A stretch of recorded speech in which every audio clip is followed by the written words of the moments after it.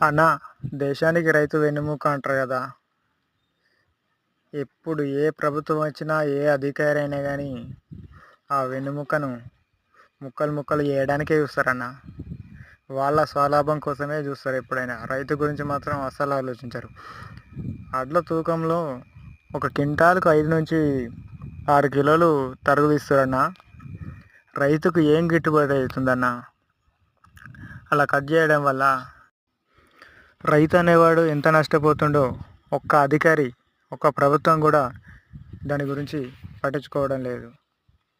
ఆ మిల్లర్ల దోపిడీ మాత్రం ఎవరు ఆపడం లేదు, ఏ ప్రభుత్వం ఆపడం లేదు, ఏ అధికారి కూడా మిల్లర్ల దోపిడీ ఆపడం లేదు. ఒక క్వింటాల్కు 5 నుంచి 6 కిలోలు అంటే మామూలు విషయం కాదన్న. ఏ ప్రభుత్వం వచ్చినా కానీ ఇదే వైఖరి, ఇదే తీరు.